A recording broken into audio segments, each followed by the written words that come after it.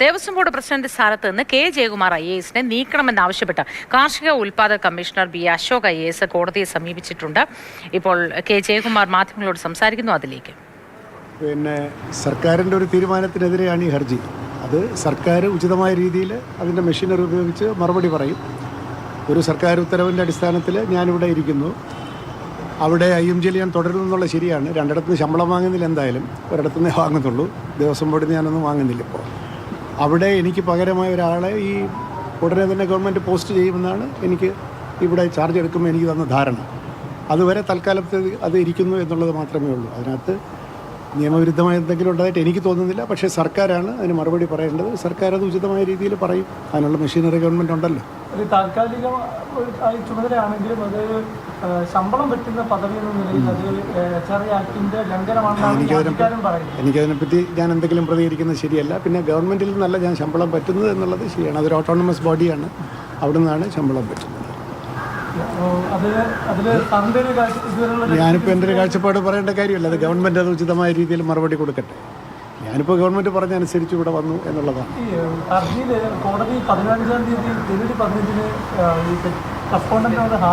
Respondent ഞാനാണോ ഗവൺമെൻറ്റാണോ? ഞാൻ കണ്ടില്ല. ഒന്ന് പത്രത്തിൽ കണ്ടറിയോ, മാധ്യമങ്ങളിൽ കണ്ടറിയോ? ഇതിനകത്ത് ഞാൻ എന്തെങ്കിലും എൻ്റെ ഒരു പ്രവൃത്തി അല്ലല്ലോ ഇവിടെ ചോദ്യം ചെയ്തിരിക്കുന്നത്. ഗവൺമെൻറ്റിൻ്റെ ഒരു തീരുമാനമാണ് ചോദ്യം ചെയ്തിരിക്കുന്നത്. അതുകൊണ്ട് ഗവൺമെൻറ്റാണ് അതിന് ഉചിതമായ രീതിയിൽ മറുപടിയും കൊടുക്കേണ്ടതും അത് ഡിഫെൻഡ് ചെയ്യേണ്ടതും. ഈ പെറ്റീഷണർ എന്ന് പറയുന്നത് ഒരു ഹിന്ദു ഡിവോട്ടി എന്ന ഒരു പറയലാണ് പറയുന്നെങ്കിൽ പോലും അദ്ദേഹം ഒരു മുതിർന്ന IAS ഉദ്യോഗസ്ഥൻ കൂടിയാണ് എന്ന നിലയിൽ അത് എങ്ങനെ കാണുന്നു സാറ്? ഞാനിപ്പോൾ ചീഫ് സെക്രട്ടറി അല്ലല്ലോ ഇത്തരം കാര്യങ്ങളിൽ അഭിപ്രായം പറയാം. അതായത് ഇപ്പോഴത്തെ IAS തർക്കം പഴയ ചീഫ് സെക്രട്ടറിയെ കൂടെ കൊണ്ടുവരികയാണ്. പഴയ ചീഫ് സെക്രട്ടറിക്ക് യാതൊരു കാര്യമില്ല ഇത്തരം കാര്യങ്ങൾ. പുതിയ ചീഫ് സെക്രട്ടറിക്കോ ഗവൺമെൻറ്റിനാണ് അത് പറഞ്ഞത്. അതൊരു ഇതിനകത്ത് ഇപ്പം IMGയുടെ പദവി രാജിവെച്ചിട്ട് ഈ പദവി ഏറ്റെടുക്കണം അങ്ങനൊരു ഉണ്ടോ ഇല്ലെന്നാണ് എനിക്ക് തോന്നുന്നത്. കാരണം ക്ലാഷ് ഓഫ് ഇൻട്രസ്റ്റ് ഉള്ള രണ്ട് ജോലിയല്ല. പിന്നെ രണ്ടിടത്ത് ശമ്പളം വാങ്ങുന്നില്ല. അത് താൽക്കാലികം എന്ന് പറഞ്ഞാൽ ഇവിടെ ഇപ്പോൾ സർക്കാരിൻ്റെ നമ്മുടെ പെരുമാറ്റച്ചട്ടമൊക്കെ നിലവിലുണ്ടല്ലോ. അവിടെ ഒരാളെ പോസ്റ്റ് ചെയ്യേണ്ട ഒരു താമസം. ഞാനത് വിട്ടെറിഞ്ഞിട്ട് വരാൻ പറ്റില്ലല്ലോ നമുക്കൊരു ജോലി. അതിനൊരു ക്രമീകരണം വരണ്ടേ? ഒരാൾക്ക് ചാർജ് കൊടുക്കാൻ ഗവൺമെൻറ് പറയണം. ആ ഉത്തരവ് വരുന്ന സമയത്ത് കൊടുത്തിട്ടേക്ക് പോയി. ഉണ്ടുണ്ട്. ഇപ്പോൾ ശമ്പളം പറ്റുന്നുണ്ട്. ഇവിടുന്ന് പറ്റുന്നില്ല. ഇവിടുന്നൊന്നും ഞാൻ വാങ്ങുന്നില്ല.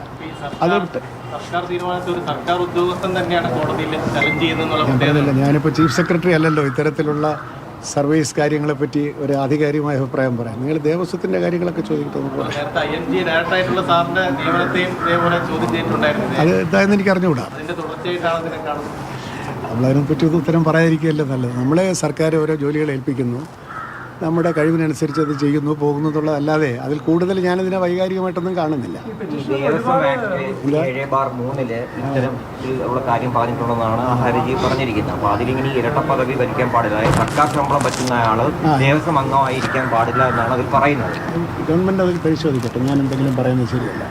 അല്ലെങ്കിൽ സർക്കാർ നോട്ടിഫിക്കേഷൻ്റെ അടിസ്ഥാനത്തിൽ ബോർഡ് പ്രസിഡന്റ് ആവാൻ പറഞ്ഞു. ഞാൻ ബോർഡ് പ്രസിഡന്റായി. അത് നമ്മൾ നിയമം പോലെ ചെയ്യാം. ഈ കൂടുതലൊന്നുമില്ല.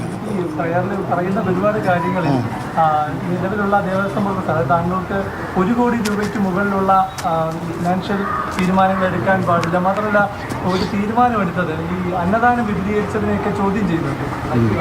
അപ്പോൾ അതൊക്കെ എന്തുകൊണ്ടാണ്? ഞാൻ ഹർജി ഒന്ന് വായിച്ചു. കെ ജയകുമാറാണ് മാധ്യമങ്ങളോട് സംസാരിച്ച ദേവസ്വം ബോർഡ് പ്രസിഡന്റാണ്. ഒരേ സർക്കാർ ശമ്പളം പറ്റുന്നയാൾക്ക് ദേവസ്വം ബോർഡ് പ്രസിഡന്റ് ആകാൻ കഴിയില്ല എന്ന് കാണിച്ച് ബി അശോക് IAS ആണ് പരാതി നൽകിയിട്ടുള്ളത്. ജനുവരി 15 കോടതിയിൽ ഹാജരാക്കണം എന്നാണ് മനസ്സിലാവുന്നത്. തിരുവനന്തപുരം പ്രിൻസിപ്പൽ ജില്ലാ കോടതിയുടേതാണ് ഈ ഉത്തരവ് ഇപ്പോൾ വന്നിട്ടുള്ളത്. പ്രശാന്ത് കൃഷ്ണ ചേരുന്നു വിശദാംശങ്ങളുമായി. പ്രശാന്ത് കൃഷ്ണ, അങ്ങനെ 2 പദവിയിലിരിക്കുന്ന ഒരാൾക്ക് ശമ്പളം പറ്റാൻ ഒരേ കാലയളവിൽ കഴിയില്ല എന്നത് നിയമനം നൽകുന്ന സമയത്ത് സർക്കാരിന് അറിവില്ലാത്തതാണോ?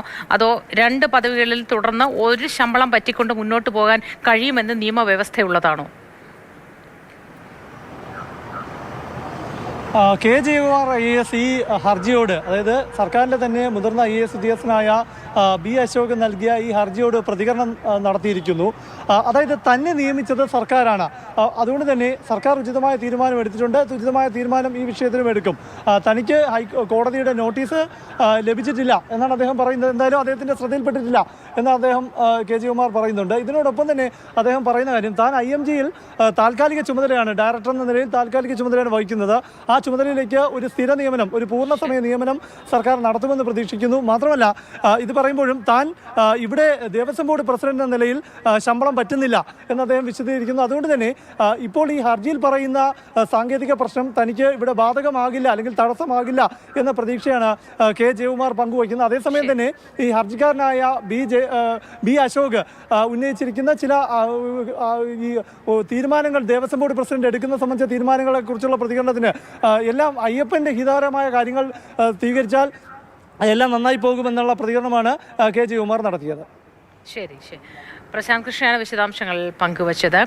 ചിലർക്ക് മാത്രം ഒരു പദവിയിൽ നിന്നും റിട്ടയർ ആയ ശേഷം, വിരമിച്ച ശേഷം വീണ്ടും പദവികൾ കിട്ടുന്നത് നമ്മുടെയൊക്കെ കൺമുന്നിൽ കാണുന്നതാണ്. ഇപ്പോൾ ബി അശോക് അത്തരത്തിലൊരു ഹർജിയുമായി വന്നിരിക്കുന്നു. എന്തുകൊണ്ട് ഒരേ സമയം 2 പദവികളിൽ തുടരുന്നു എന്നത് സർക്കാരിൻ്റെ തീരുമാനം, സർക്കാർ എടുത്ത തീരുമാനമാണ്. അത് സർക്കാർ തന്നെ എന്താണ് അതിൽ ഇടപെടൽ നടത്തുക എന്നത് തീരുമാനിക്കട്ടെ എന്നാണ് കെ ജയകുമാർ ഇപ്പോൾ മാധ്യമങ്ങളോട് പറഞ്ഞത്.